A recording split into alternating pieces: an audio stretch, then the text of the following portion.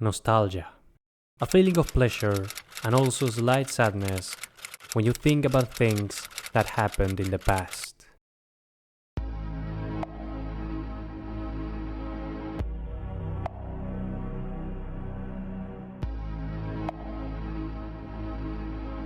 When I was a child, I loved regular show. I remember quite vividly turning on my TV and tuning in Cartoon Network to see it whenever it was airing. I'm not really sure if it was the formula, the songs, or the craziness and vibe of the whole thing that always kept my eyes glued to the screen every minute the show was on. But for some reason, I just loved it and followed every episode religiously until season 6. That's when, for some reason, I just stopped watching it. And it wasn't just a regular show. Adventure Time, The Amazing World of Gumball, and many other things I was into at the time also stopped captivating me the way they did when I was younger. And even though I'd occasionally catch the new episodes of regular show every now and then, I never watched Cartoon Network as much as I did when I was a kid. But of course, there's nothing wrong with that. It's not like regular show was falling off or something like that. I was simply growing up. My interests were shifting elsewhere. I started discovering not only new shows, songs, or movies, but entirely new things like working out, politics, and, of course, relationships. The years went by, and I managed to graduate high school and eventually start university. I gained and lost many friendships, learned a lot of new things, cringed at who I used to be, and did everything I could to be happy and become a better person each day. I'm doing pretty well compared to other points in my life. But for some reason, over the last few months, I've been feeling nostalgic. I've been feeling like, even if I am at a good point in my life, I will never be as relaxed or stress-free as I did when I was just a dumb little child. And for some reason, regular show just kept calling me back. I'd be studying for my exams and out of nowhere, I have a flashback to some scene or song and I'd spend a whole minute just sitting there thinking about regular show. And once my exams were over, I decided to sit down, try to relax, and watch a few episodes of regular show, for old time's sake. And honestly, I loved it. Not only that, but I think I loved it even more than I did as a kid. And seeing that the series might be getting a spin-off this year, I decided to take my chances and talk about why, and try to celebrate one of the greatest animated series ever made. This is the coolness of regular show.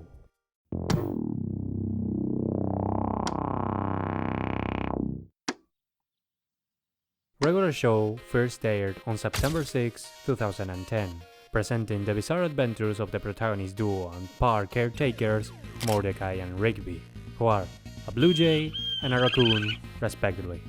The formula of the episodes usually goes with something like this. Mordecai and Rigby have to do some sort of chore like setting up some chairs or obtain some kind of MacGuffin, like the world's best burger that's only made once every century. And due to the way they go about the task or attempt to obtain the MacGuffin, they end up complicating the situation to the point where, in best case scenario, they have to fight off a group of people, and in worst case scenario, they have to repair the fabric of reality itself. This is the formula to create a regular show episode. A formula that, when boiled down to its simplest form, can seem a little bit too repetitive, to be honest. Most of the episodes follow the same exact structure, presenting the initial, usually sane problem, developing it for a good chunk of the episode, usually 6 to 8 minutes, and then some unexpected problem occurs that puts our character's life at stake, and then they solve it, coming back to the status quo. Of course, problems may vary, but the skeleton stays the same. Thankfully, regular show has two very special ingredients that not only make it feel unique enough to be remembered to this day, but also make it as enjoyable, if not more, as you grow older than it was when you were a kid. Two elements that help the show build its vibe and be so memorable that even now, more than a decade after it first aired, we still talk about it.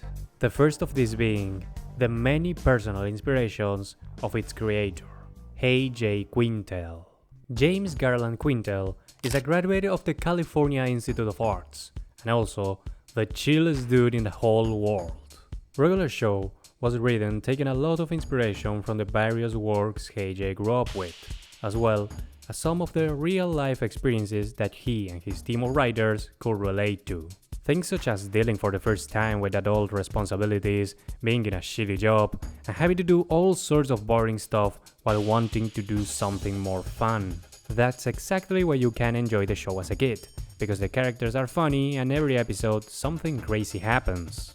But when you grow up and rewatch the episodes, you start to notice things you didn't notice before, or maybe you did, but weren't old enough or knowledgeable enough to fully appreciate them.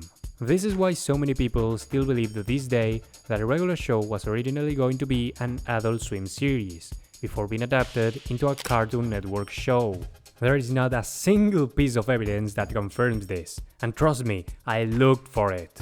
But it has become such a widely accepted myth that the way some jokes or sequences like the legendary Mississippi Queen evolve in the minds of every kid who grew up with the show. Speaking of Mississippi Queen and getting really drunk after a party, here we can see another interesting element that helps Regular Show get that vibe that I love. As I said, a major inspiration for the series was the many different works and media that JG Quintel and his team of writers grew up with. Things such as movies, video games, other shows with completely different styles, technology of the time, and my personal favorite in this regard, the music of the 80s. Songs like Lies, I'm Alright, and Holding Out for a Hero are just a few of the names that made it into the show after being played while working on each episode. And these songs, along with the montages they appear in, are probably what I remember the most about the series before watching it. I watched a ton of videos about Regular Show in order to get a better grasp of the topic, and I could really point out what I loved about it. And even if they are very well made, and definitely more informative than this video could ever be, one thing I noticed is that almost none of them talk about the amazing musical sequences.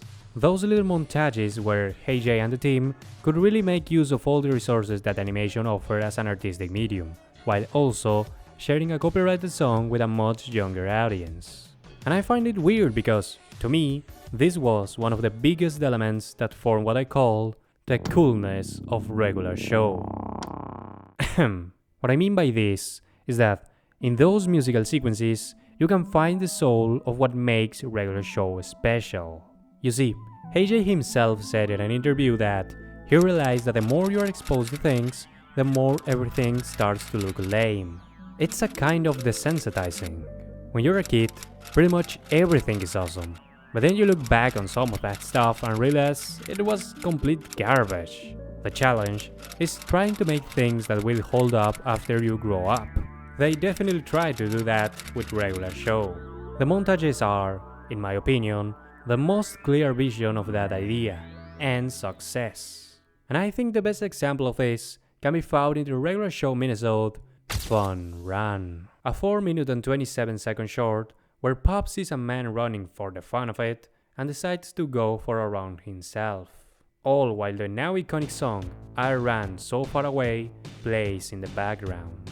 Just for a better understanding, every 11-minute episode of Regular Show takes up to 9 months to produce. So, if we apply a rule of 3 to this, we can estimate that it took about 3 months and 19 days in order to complete the production of this short that is not even part of the main series.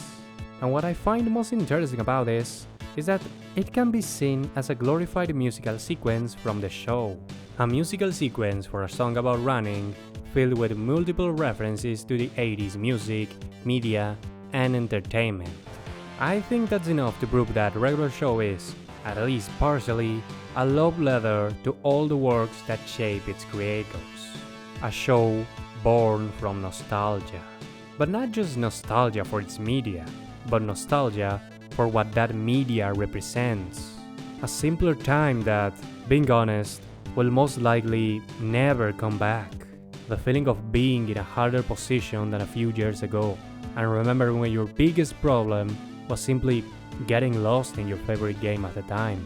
So yeah, when I watch a Regular Show, and notice all those little notes JG and his team put in to remember their youthful misadventures, or simply have fun sharing the things they grew up with, I get it. And I'm sure I'm not the only one. See, we all have that show or thing we always go back to when we feel too overwhelmed. That comfort zone we all need to visit from time to time.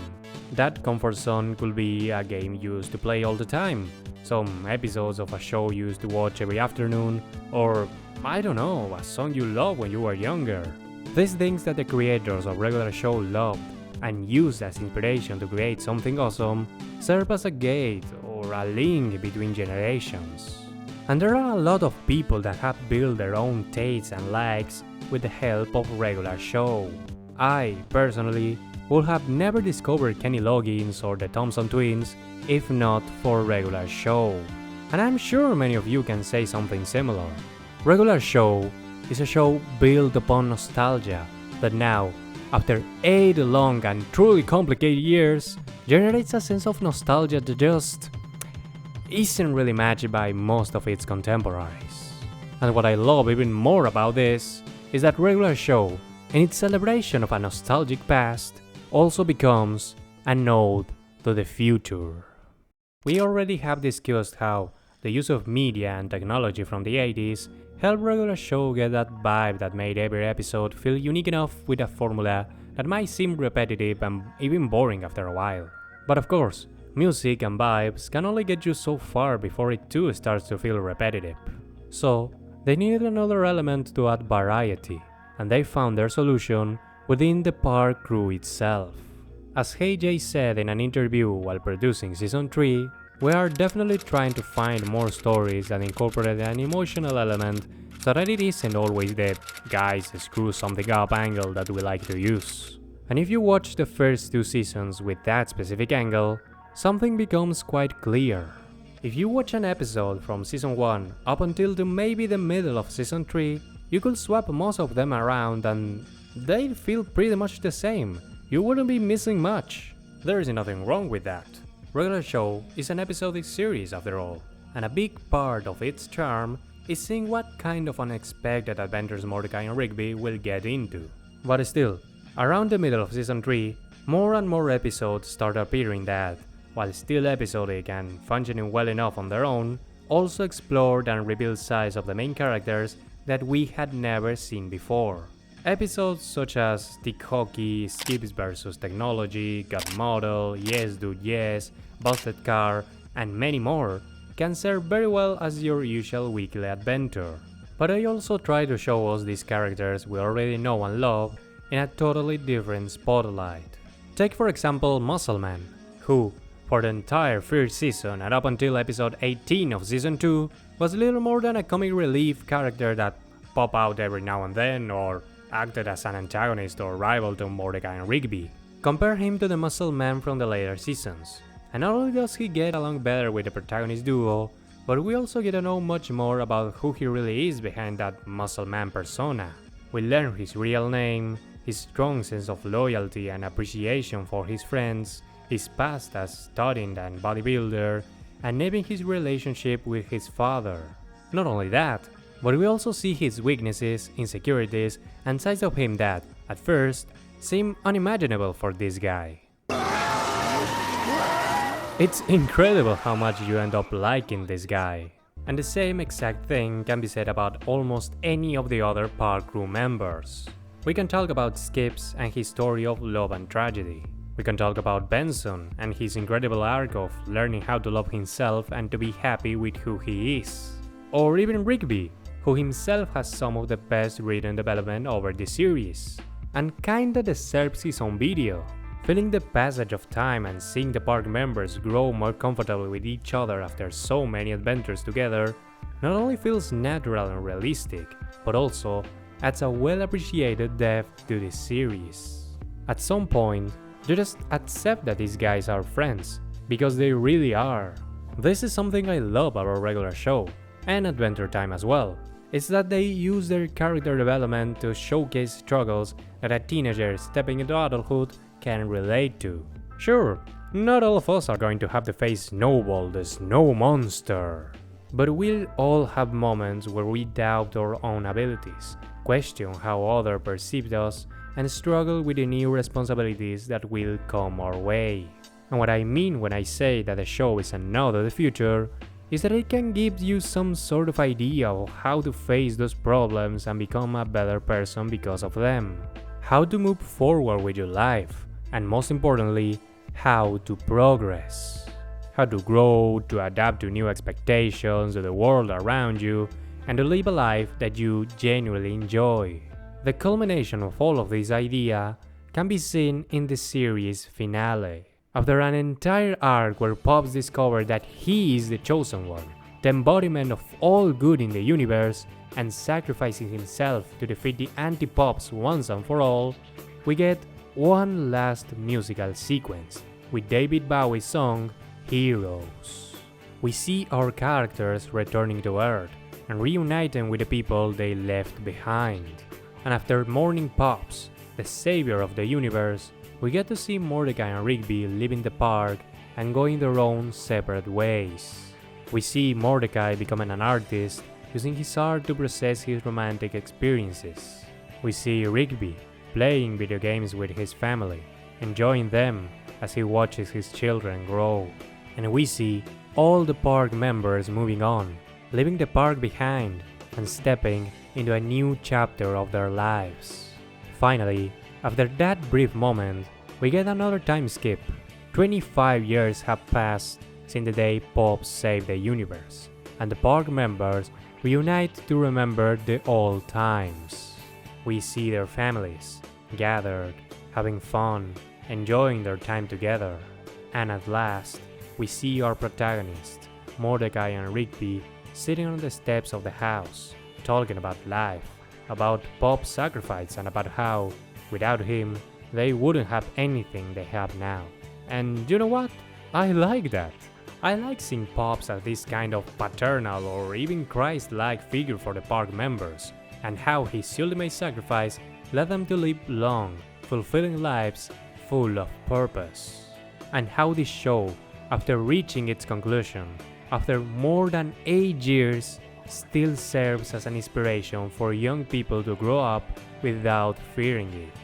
And also as a comfort zone for those going through one of those rough patches that are so common in life. We get one final interaction between our protagonists, where they decide to play some video games for all cards' sake, and they give us one last Whoa! and claiming that I can't believe we used to do that. I love this series. I love the vibe, I love the music, the characters, the adventures, the message. I love everything about it. It was one of the most influential pieces of media I could have grown up with, and something that I will definitely be showing my kid when I get to that point in my life. So, hey Jay, or any of the talented people that work on this awesome project, if you, by any chance, get to see this, please know that you achieved it. You have built something special that kids love and holds up long after they grow up. And I think that really is the coolness of regular show. Friends, thanks for watching. This is my first video, so I'm sorry if the audio quality or my pronunciation isn't that good yet. I am actually Argentinian and decided to make this video because I don't really know, I guess I just wanted to share it. So, if I committed any major misspelling, please tell me so that I can improve. Anyway, if you enjoy it and want to support me, you can give me a like and maybe subscribe or comment something. It means the world to me and helps me build up motivation for that next video. Thanks again and see you later.